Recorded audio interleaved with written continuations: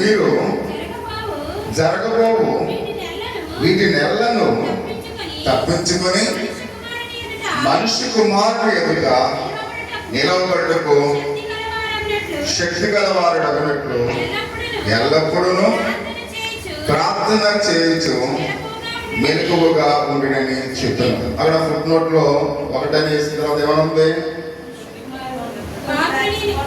పాత్రని ఇచ్చబడినట్లు అని మనం చూస్తూ ఉన్నాం. అంటే ఈ రాత్రికాల సమయంలో పాత్రులుగా ఎంచబడట ఎట్లా అనే ఒక విషయం గురించి మనం తెలుసుకుందాం. క్లుప్తంగా పాత్రులుగా ఎంచబడట ఎట్లా అంటే, ప్రియ సహోదరి సహోదరుల, దేవుని ఎదుట శక్తి గలవారు అగినట్లుగా, అంటే మనం శక్తి గలవారమైనట్లుగా ఉండాలంటే ఏ విధంగా పాత్రులుగా ఉండాలి అంటే ఎల్లప్పుడూ కూడా ప్రార్థన చేయొచ్చు మెలకువగా ఉండాలని పరిశుద్ధ గ్రంథంలో మనం చూస్తూ ఉన్నాం. అంటే ఈ రాత్రి పాత్రులుగా ఎంచబడుట అనే మాట గురించి ధ్యానించుకుందాం. ప్రియా సహోదరి సహోదర, పాత్రులుగా ఎంచబడుట అనే విషయం గురించి మనం చూద్దాం. అంటే అనగా అర్హత కలిగిన వారని అర్థం. పాత్రులుగా ఎంచబడటం అంటే అర్థం ఏంటి? అర్హత కలిగిన వారిని అర్థాన్నిస్తున్నట్టుగా మనం చూస్తూ ఉన్నాం. అంటే మనం ఏదైనా ఒక ఉద్యోగం చేయడానికి మనకు అర్హత ఉండాలి. దాని ఉద్యోగం చేయడానికి మనకి ఏం కావాలి? అర్హత ఉండాలి. అర్హత ఏంటి? మనం చదివే ఆ చదువుకున్న సర్టిఫికేట్ ఆ ఉద్యోగానికి అర్హత అని మనందరూ కూడా తెలుసు.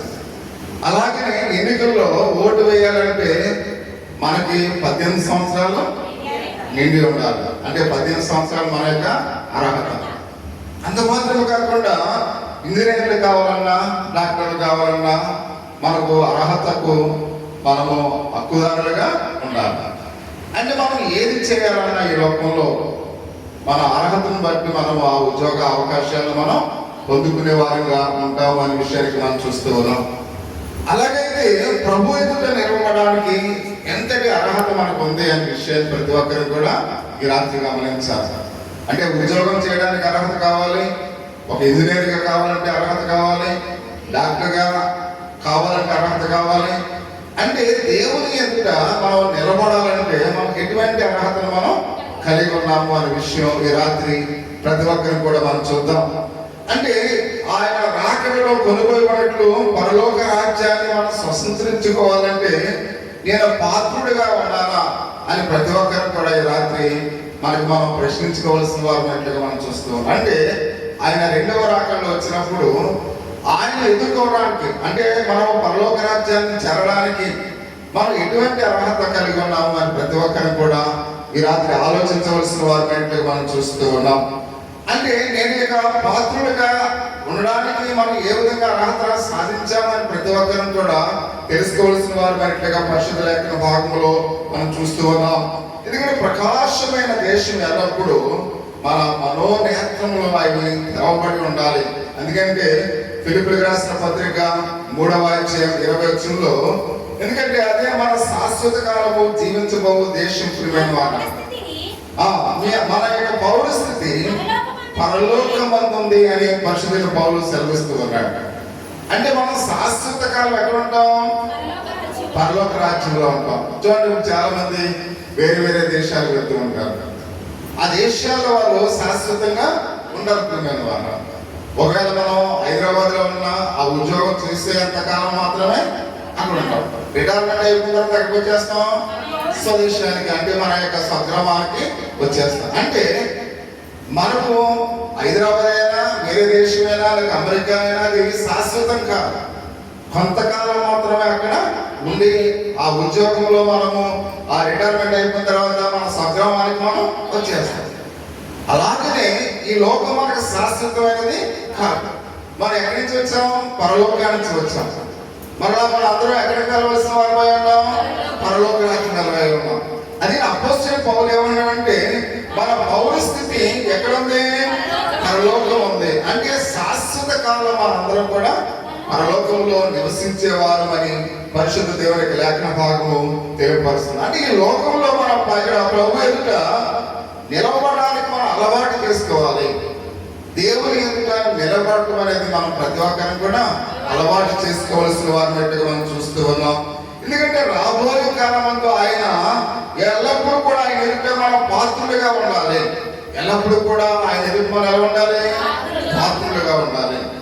అంటే పాత్రులుగా ఉండాలంటే ఆయన ఎదుటి మనం నిలబడగల సామర్థ్యాన్ని మనము కలిగి ఉండాలని పరిశుద్ధ దేవునికి లేఖన భాగంలో మనం అందుకనే కొలస్సీలకు రాసిన పత్రిక 3వ అధ్యాయము 1వ వచనంలో క్రీస్తుతో కూడా లేపబడిన వారైతే పైనున్న వారిని వెదుకుడి, అక్కడ క్రీస్తు దేవుని కుడిపార్శ్వమున కూర్చుండి ఉన్నాడు. అంటే మనము ప్రియమైన వాళ్ళరా క్రీస్తుతో కూడా లేపబడిన వారమైతే, అంటే దేవునికి విశ్వాసములో మనము బాప్తిజం ద్వారా సంస్కార ఆరాధన ద్వారా క్రీస్తులో మనము లేపబడిన వారుగా ఉన్నట్లయితే పైనున్న వాటిని మనం ఏం చేయాలంటే వెతకవలసిన వారమై ఉన్నాం. అందుకే మనం చూస్తున్నాం పైన ఎవరున్నారు? దేవుడు కుడిపార్శ్వమున కూడా కూర్చుని ఉన్న ప్రభువాన్ని మనం చూస్తూ ఉన్నాం. అందుకనే ప్రతి ఒక్కరు కూడా ఈ లోక సంబంధమైన వాటి మీద మనం మనసుంచకుండా పరలోక సంబంధమైన వాటి మీద మనము మనసుంచాలి అని పరిశుద్ధ లేఖన భాగంలో మనం చూస్తూ ఉన్నాం. ప్రియ సహోదరి సహోదర, ఒక భార్యాభర్తలు ఉన్నారంట. చాలా పెద్ద వయసు వచ్చిన తర్వాత వాళ్ళకి సంతానం కలిగారండి. సాధారణంగా మామూలుగా కొంతమందికి వయసులో ఉన్నప్పుడే సంతానం కలుగుతుంటారు, కొంతమందికి కొంత వయసు వచ్చిన తర్వాత సంతానం కలుగుతుంది. అంటే ఈ భార్యాభర్తలకు బాగా అంటే పెద్ద వయసు వచ్చిన తర్వాత సంతానం కలిగిందా? లేక లేక అబ్బాయి పుట్టాడంట. అబ్బాయి పుట్టిన తర్వాత ఆ అబ్బాయి ఒక సైనికుల్లో ఆయన శతాధిపతిగా జాయిన్ అయ్యాడు. శతాధిపతిగా జాయిన్ అయిన తర్వాత అతను ఉద్యోగం అంటే చేస్తూ ఆ యొక్క శతాధిపతిగా చేస్తున్నప్పుడు ఒక యుద్ధం వచ్చింది. ఆ యుద్ధంలో ఈ శతాధిపతిగా ఉన్న సైనికుడిని వాళ్ళు తీసుకెళ్ళిపోయినప్పుడు మాలి శతాధిపతి అతన్ని ఎలాగైనా రక్షించాలని ఏం చేశారంట? ఎక్కడైతే ఆ సైనికుడు ఉంచాడో ఆ సైనికుడు ఉన్న చోటకు వెళ్ళి అతన్ని రక్షించే సమయంలో వారు కూడా ఇతని మీద దాడి చేస్తే ఆ తోటాలకు ఏమైపోయాడు? అందులో చనిపోయాడు. కానీ ఆ సైనికుడు రక్షింపబడ్డాడు, అంటే ఆ సైనికుడు బ్రతికున్నాడు. కాబట్టి ఆ వృద్ధాప్యంలో ఉన్న తల్లిదండ్రులు చాలా ఏడుస్తూ ఉన్నారు. మాకు లేక పుట్టాడు ఇతడు, అయితే ఇక్కడ ఒకరిని రక్షించడానికి వెళ్ళి తన ప్రాణాన్ని బలిగా మాల పోగొట్టుకున్నాడు, ఎలా అని ఆలోచన చేసి ఎవరైతే తన కుమారుడిని రక్షించాడో అతన్ని పెంచుకోవడానికి వాళ్ళు ఇష్టపడి అతను తీసుకొచ్చి మాలుగా మా కుమారుడు అయితే ఇక్కడ చనిపోయాడు, నేను రక్షించడానికి తన ప్రాణాన్ని అర్పించాడు కాబట్టి నీవు మాకు దత్తత రా అని ఆ కుమారుడు వాళ్ళు ఏం చేస్తారంట? దత్తత తీసుకున్నారంట. దత్తత తీసుకున్న తర్వాత వాడు చాలా చెడు వ్యసనాలు ఉండి ఆ దత్తత తీసుకున్న కాడి నుంచి ఆ పెంచిన వాళ్ళని చాలా ఇబ్బందుల పాలు చేస్తున్నాడు. ఇబ్బందుల పాలు చేస్తూ ఒక రోజు అతడు బాగా మద్యం తాగి ఎవరైతే రక్షించాడో వాళ్ళ అబ్బాయి యొక్క ఫోటోలు మామూలుగా నేరకేసి కొట్టేసి కాళ్ళతో చాలా చింతరోధనం చేసిరండి. అప్పుడు తల్లిదండ్రులు చూసి చాలా బాధపడ్డారంట. వీడిని రక్షిస్తే ఆ రక్షించే వాడిని గురించి ఎంతో గర్వంగా ఉండకుండా వాడి ఫోటోవే ఇలా చేశారని వెంటనే ఆ కురవాడిని ఏం చేస్తారంట? నువ్వు మాకు ఇంకా కుమారుడిగా ఉండడానికి మాకు వద్దు, నువ్వు పాత్రుడిగా లేవు, కాబట్టి ఇక్కడి నుంచి మా దగ్గర నుంచి నువ్వు వెళ్ళిపోమని చెప్పినప్పుడు ఆ యొక్క కుమారుడు ఏం చేశాడు? అందులో వెళ్ళిపోయాడు. అంటే పరిశుద్ధ లేఖన భాగంలో కూడా మనం ఆలోచన చేస్తున్నప్పుడు ఒక దినాన్ని మనము ఎప్పుడైతే ప్రభు చెప్తూ ఉన్నాడు అక్కడ ఒక దినం ఆయన ధవల సింహాసనం ఎదుట కూడా ఆయన అలాగనే కూర్చోడానికి ఆయన సిద్ధంగా ఉన్నాడు.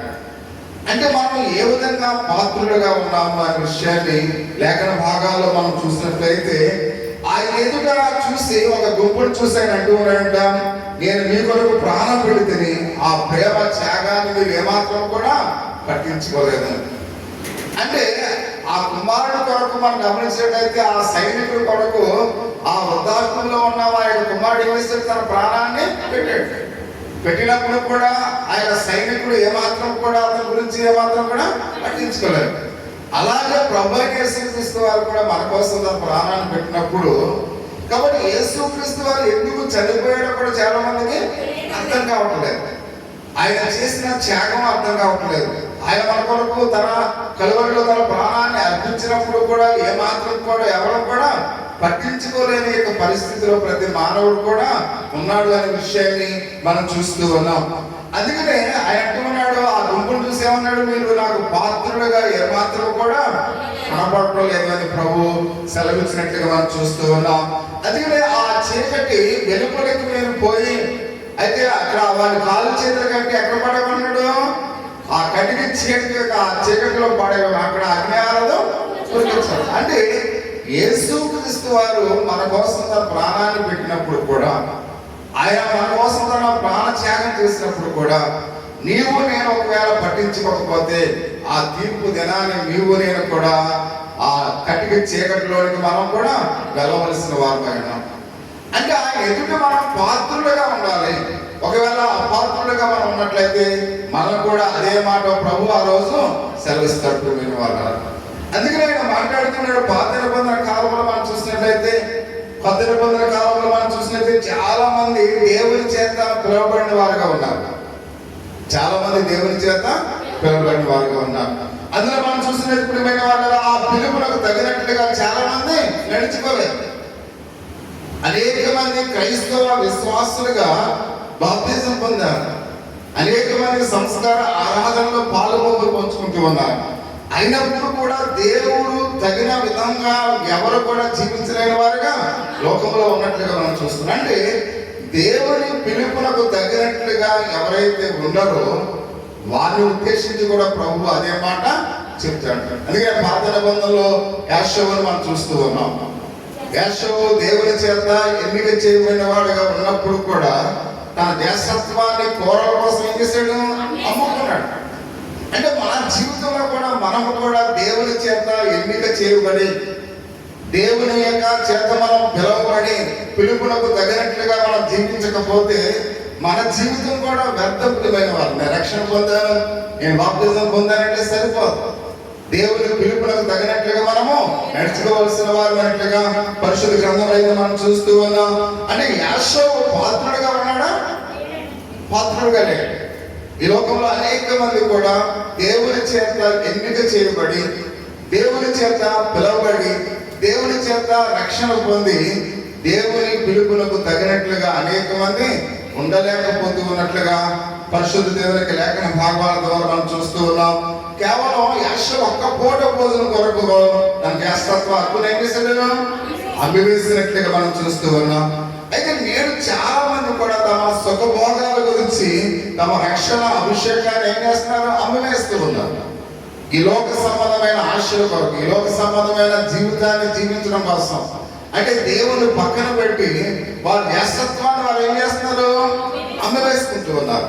కాబట్టి ప్రియ సహోదరి సహోదరుడు, ప్రతి ఒక్కరిని కూడా మనం ఆలోచించాలి. దేవుని యొక్క పిలుపునకు తగినట్లుగా మనం ఉన్నామా ఈ రాత్రి? లేవా?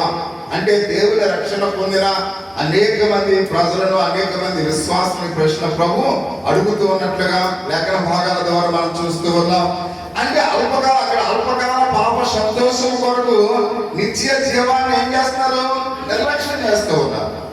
ఒకవేళ యేసయ్య ఈ క్షణంలో వస్తే నా గతి ఏంటి అనేది కూడా చాలా మంది మర్చిపోతూ ఉన్నారు. అందుకని అన్నాడు, ఇద్దరు తెగలు విసిరుతారు, ఒకరు ఎత్తబడతారు. ఇద్దరు పొలంలో పనిచేస్తారు, ఒకరు ఎత్తబడతారు. అలాగే దేవుని యొక్క సంఘంలో అనేక మంది మనం ఉండొచ్చు, కానీ కొంతమంది మాత్రమే ఎత్తబడి వారిలో ఉంటాం. ఎందుకంటే దేవుని పిలుపులకు తగినట్లుగా మనం జీవించకపోతే, మనము దేవుని యొక్క విశ్వాసంలో తగినట్లుగా ఉండకపోతే ఆ ఎత్తబడే వారిలో నీవు నేను కూడా ఉంటాం. అందుకని దేవుని ఎదుట పాత్రులుగా ఉన్నామా లేదా అని ప్రతి ఒక్కరిని కూడా మనము ఈ రాత్రి గమనించవలసిన వారు మనం చూస్తూ ఉన్నాం. అందుకని ఆ సహోదరి సహోదరు, మనం పాత్రులుగా కనబడుతుమా లేదా అని ప్రతి ఒక్కరిని కూడా గమనించాలి. అందుకని మొదటి మాట మనం చూస్తున్నాం, పిలిచిన పిలుపులకు పాత్రులుగా ఉండాలి. ఆయన పిలిచిన పిలుపుకు మనం ఎలా ఉండాలంట? పాత్రులుగా ఉండాలి. అందుకని ఆయన అంటూ ఉన్నాడు, ఎఫెసీయులకు రాసిన పత్రిక 4వ అధ్యాయం 3